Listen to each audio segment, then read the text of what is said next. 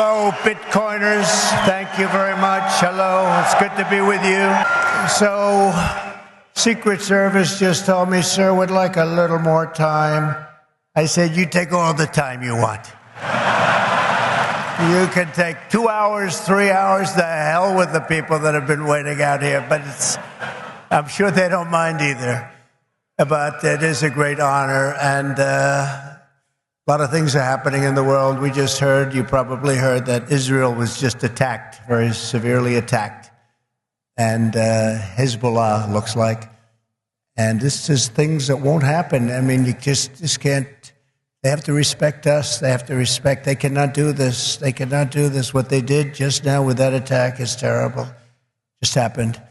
And so to all, God bless everybody. This is so serious. They have to respect our country.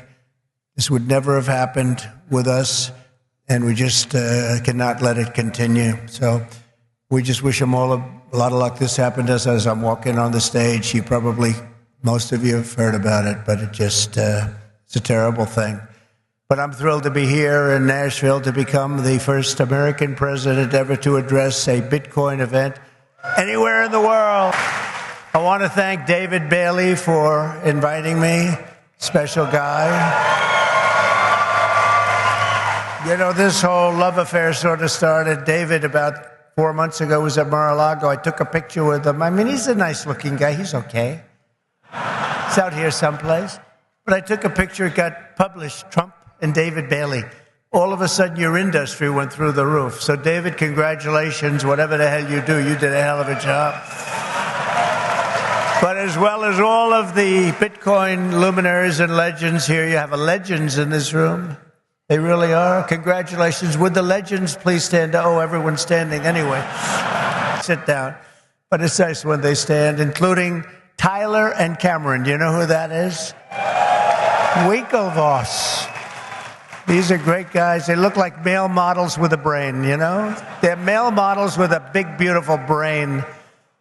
Michael Saylor is here. Kathy Wood are here. Vivek is here. Vivek, there he is. He's great. A man that I call Bob, but you probably know him as Kid Rock. Where's Kid Rock? Where is he? He's great. He's a good guy and a talented guy and another talented guy. He was so incredible, this one. He went and he played at the funeral of a great fireman who was killed, fire chief, killed a week and a half ago at the rally. And Billy Ray Cyrus went and played music for the family, and it was supposed to be so incredible. I've heard so many things about it. And Billy Ray Cyrus is here. Where's Billy Ray? He's around here someplace. And he's great. He's a conservative guy. I said, how did you get such a liberal daughter? How did that happen, Billy Ray? And by the way, Kid Rock was incredible at the convention. You probably saw him. You saw him? He was great. He was great. Another one, Jake Paul. You don't want to fight this guy. You know, you don't want to fight. He's got a big fight coming with Mike Tyson, but he's glad he didn't fight Mike when Mike was 19. He told me that today. But he's a fantastic guy, very talented guy in a lot of ways. Governor Joe Lombardo, who's fantastic, and we're doing well in his state. And he's going to make sure that there's no hanky-panky going on. And if that happens, we're going to win his great state. But you know who he is, and he's a fantastic governor. Senators Bill Hagerty, Marsha Blackburn, Tim Scott. And Tim was great. Boy, I'll tell you, he was such a strong voice for me. He was on so many shows and did such a great job. During the primaries, he was incredible. I want to thank him. Special guy. They're all special people. They're warriors. Tommy Tuberville. You know Tommy Tuberville, senator from Alabama.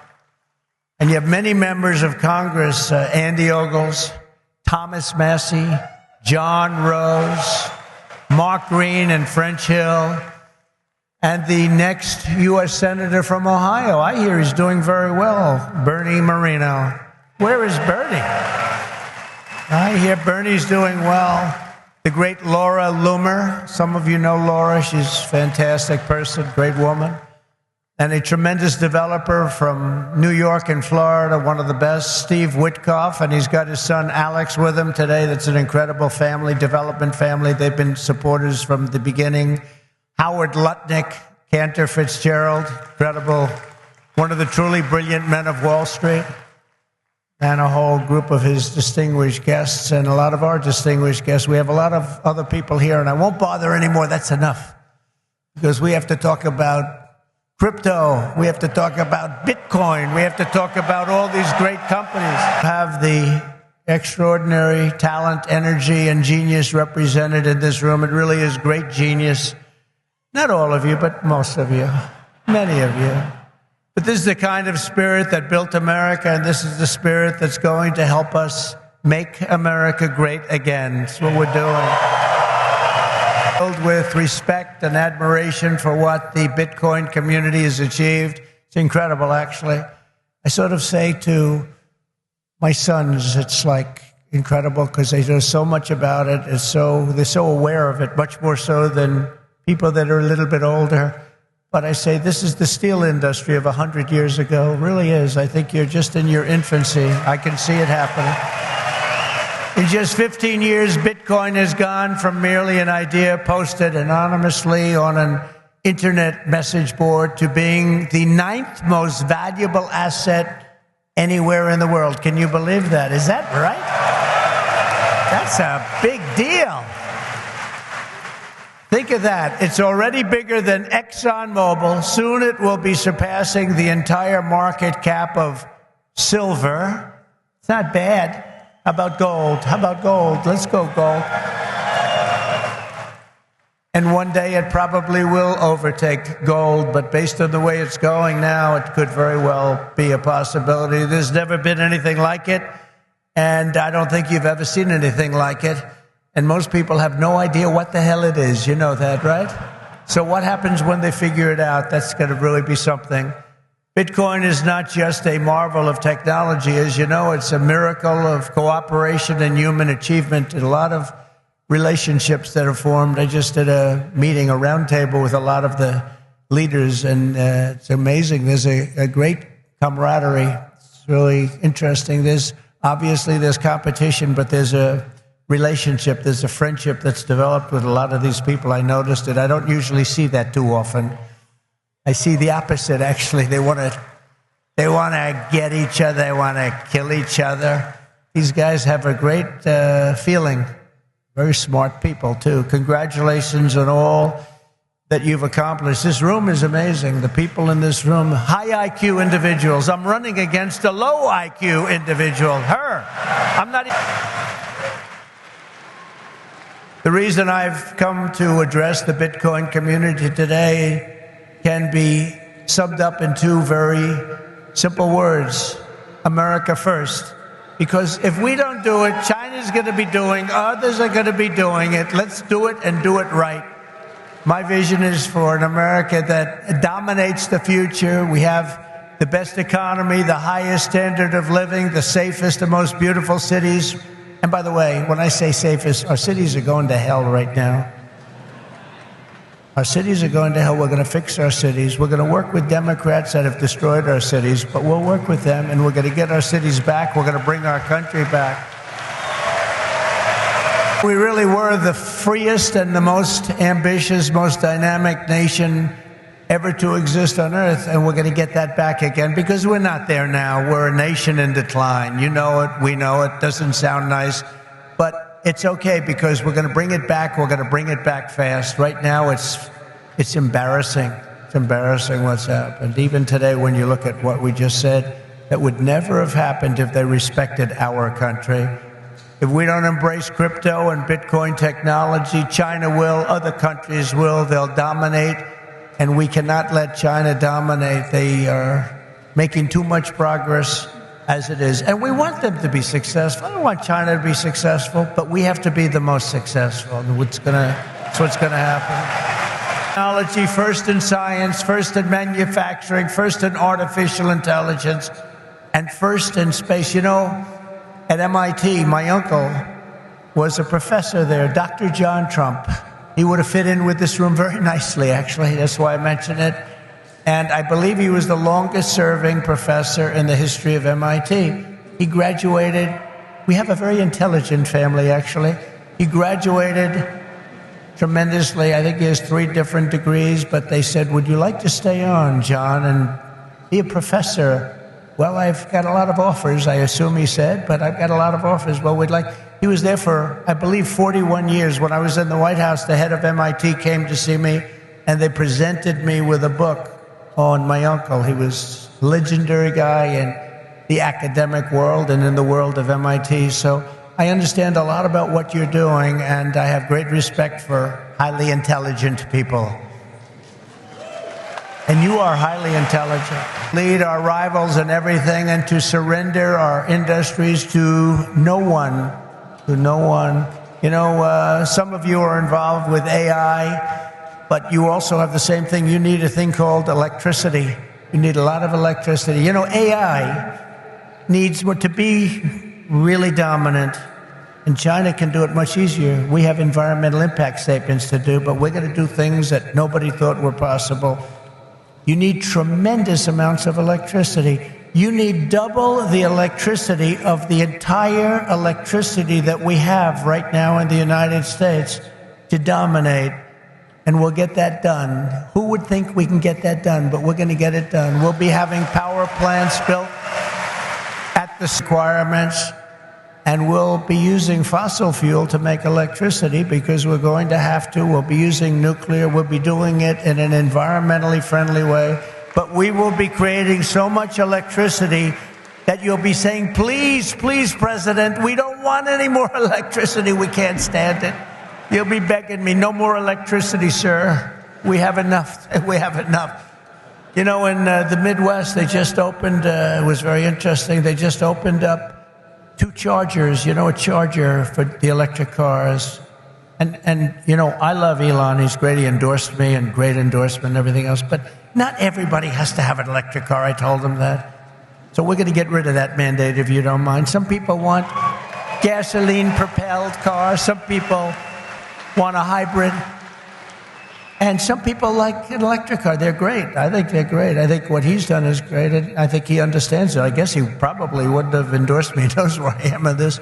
But he did, and it's just like they did these chargers in the Midwest. There are 8 of them.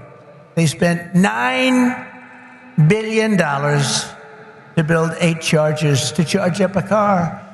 And at that rate, it would cost approximately $12 trillion to put the chargers around. Somehow that's not working. The country would have to file for Chapter 11. We'll do a chapter, you know, it's called Chapter 7 instead of a Chapter 11, but it's the equivalent. No, we have to use our brain. We have to be, we are the party of common sense, okay? We have to have common sense. But what we do have to do is we have to produce tremendous electric for AI and for all of the other things, including the things that you're doing, and we'll get it produced, and we're going to get it produced fast, or we're not going to be able to compete with China and other countries. So we're going to get it produced fast. This afternoon, the United States will be the crypto capital of the planet and the Bitcoin superpower of the world. Crypto is going to define the future. I want to be mined, minted, and made in the USA. It's going to be. It's not going to be made anywhere else. And if Bitcoin is going to the moon, as we say, it's going to the moon, I want America to be the nation that leads the way. And that's what's going to happen. No, you're going to be very happy with me. You're going to be so happy. You're going to say he's the greatest guy. That's why I'm proud to be the first major party nominee in American history to accept donations in Bitcoin and crypto. One of them, I might tell you, and I appreciate it. Since we made that announcement on May 21st, we have already raised $25 million, much of it in Bitcoin, crypto, and others that are very, very good also. But as you know, our excitement about the future of Bitcoin and crypto could not be more difficult from the approach of our opponents. Can't be, look, our opponents have gone a difficult route. They're going old-fashioned stuff. We're going to take it right down the middle. We are so different from anybody else in terms of a campaign. First of all, we understand it. They don't understand it. They are blocking your path. They're blocking your way. But I've made it a lot easier for you because the SEC has been very, very tough on you. And now they see that you've embraced me. All of a sudden, people that were under investigation, they're being let go. They're saying, oh, no, we don't want to do that. We love crypto. Let me tell you, if they win this election, every one of you will be gone. They will be vicious. They will be ruthless. They will do things that you wouldn't believe. But right now, because of me, they're leaving you alone. So please say thank you, President Trump. Thank you very much. They're doing that is, I've heard from some of your great geniuses that talk to me about this subject. I've heard from Vivek. 175 million people in some form are involved with this world of crypto and Bitcoin and all of the others, 175 million. So when they heard that, they said, let's be nice to them, at least until after the election. So I've taken a lot of pressure off a lot of people. A lot of people are very happy today that about 3 months ago weren't so thrilled. For 3.5 years, is that right? Look, he just said that's right. And you know it's right. For 3.5 years, the current administration has waged a war on crypto and Bitcoin like nobody's ever seen before. For those who work in this industry, they target your banks, they choke off your financial services. Have people seen that? Yes? Yeah, they have. Plenty of hands up. They block ordinary Americans from transferring money to your exchanges. They slander you as criminals, but that happened to me too because I said the election was rigged. He said the election was rigged. He should spend the rest of his life in jail for making that statement. Of course, they say it about us and it's okay, right? No. And by the way, we're doing very well in the election. We lost a candidate recently, crooked Joe Biden. And I thought, we lost this wonderful person. He's actually a terrible human being, if you want to know the truth, so don't feel sorry. And we have another he's the worst human being. And I sort of made an analogy last night. Last night, think of this, I was speaking in front of a very powerful and very strong, very religious group, Christians, evangelicals, Christians. And then today I come in front of Bitcoin, and now I'm going to Minnesota to do a rally. You think my life is so great, don't you, huh? But I cover a lot of territory. I go from religion to Bitcoin to a rally. And I don't get it mixed up like other people do.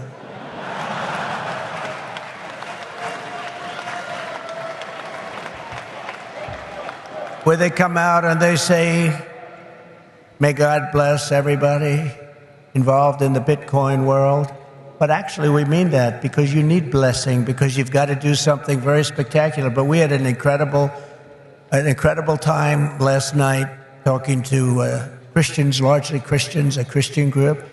And this is so great. And then we have a very big rally in Minnesota. Hasn't been one since 1972. Richard Nixon, can you believe it?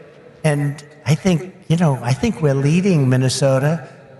But there's some hanky-panky that goes on in Minnesota, but I think we're doing good. So we're going to leave here. We're going to go there for a big rally, but this is such an honor to be with you. Sadly, when we see the attacks on crypto, it's a part of a much larger pattern that's being carried out by the same left-wing fascists who weaponize government against any threat to their power. They've done it to me.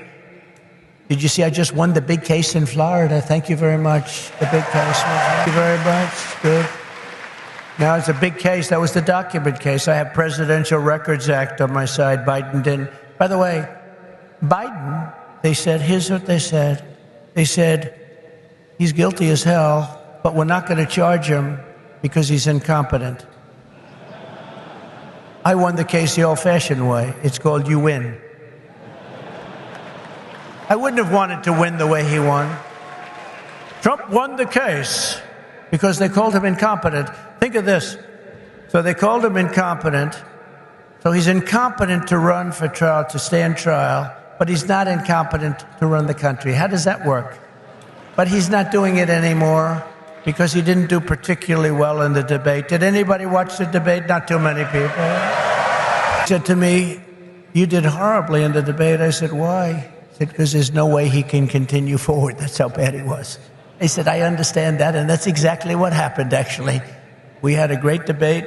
It was a tremendous debate, actually, and since then, hey, look, you have to open the eyes. You have to see what's going on. We have a country to run. The problem is that Kamala is worse than Joe. She's worse. She's a radical left lunatic, defund the police, all of the different things.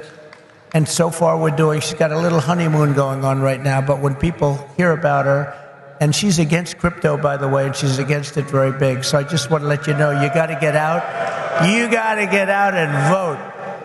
It should be no surprise that these same totalitarians are hell-bent on crushing crypto and obliterating, and that's what they want to do, and that's what they are stated. They're there right now. You have the SEC, you know what they're doing, obliterating Bitcoin. The reason could not be more clear, because Bitcoin stands for freedom, sovereignty, and independence from government coercion. Harris administration's repression of crypto and Bitcoin is wrong, and it's very bad for our country. It's really quite un-American. As you know, 6 days ago, we officially defeated the worst president in the history of the United States. I believe he was the worst president in the history of the United States. Think of it. Millions and millions of people have come into our country. They've come in from jails. They've come in from, think of it, insane asylums, mental institutions. They've come in as terrorists. We have the largest number of terrorists coming into our country right now. The same people that you just heard about from Israel, that did that in Israel, they're coming in and nobody checks them. Nobody knows what's going on. We have no idea what's going on. They've lost control of our country, and only bad things can happen. So it's not going to be that way. We're not going to let that happen. We're beating them, and we're beating them badly, and we have to make sure that we do. We need to do it for our country. And you can't just be a fighter and have your man lose the fight, or woman, but in this case, a man. He's losing the fight. He's down by 15, 16, 17 points. They say that you're not going to win, Joe. You got to get out. He didn't want to get out. He said, "I'm not getting out." He said, "You're getting out." He said, "I'm not getting out. I got 14 million votes. I'm not getting out." They said, "If you're not getting out, we're going to institute the 25th Amendment on your mental competence." He said, "Like I said before, I think I'm going to get out." Okay? And they got him out. But it's like, think of this. You fight, you're in a campaign. You spend a lot of money, a lot of time, a lot of effort, and he's losing. And then they say, "Let's take him out of the fight. We'll put a new fighter in there." The new fighter is her, probably my second choice. He will always be my first choice, but she'd be my second choice. And again, if we don't win this race, and I know you're not that political, but you have to be political because your whole thing, you have a lot of politics involved in what you do. If we don't win this race, this country could be finished as we know it. This country is going to be in bad shape, and we have to be in there. We have to fight, and we have to win. And I pledge to the Bitcoin community that the day I take the oath of office, Joe Biden and Kamala Harris's anti-crypto crusade will be over. It will end. It'll be done. The moment I'm sworn in, the persecution stops and the weaponization ends against your industry. And as long as I'm in the Oval Office, Elizabeth Warren, Pocahontas, do you remember? Yes, I'm an Indian. Yes, she said, "I'm an Indian." "Why are you an Indian? You don't look like an Indian." No, my mother told me I have high cheekbones." Oh, that's why she was an Indian. So I named her Pocahontas. Elizabeth Warren and her goons, and she's very nasty to you. She hates your people. She hates everything about you. Will keep their hands off Bitcoin. They're going to keep their hands off crypto. They're going to let it grow. We're going to let it grow. On day one, I will fire Gary Gensler and appoint a new SEC chairman who believes America should build the future, not block the future, which is what they're doing. And Kamala Harris wants to make him Treasury Secretary. That's not good. That's not good. He was Hillary Clinton's finance person. Did you know that? Crooked Hillary. Remember Crooked Hillary? Do you remember her? Anybody remember? He was the finance chairman of Hillary Clinton's campaign against a gentleman known as Donald Trump. Not a popular person within the... Actually, she came to my wedding. Do you know that? To our great First Lady, Melania. She came to our wedding. And Bill came to our wedding. But it's amazing things when you run for office, a lot of things change in your life.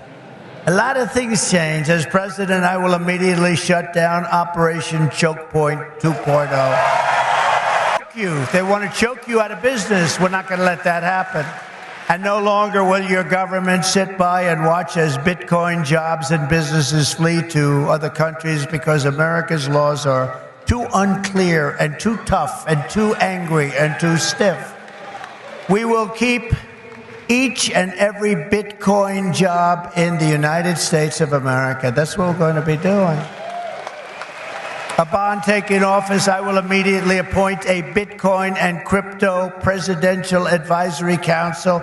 Would anybody like to be on that particular council, please? The task will be to design transparent regulatory guidance for the benefit of the entire industry, and they will get it done in 100 days.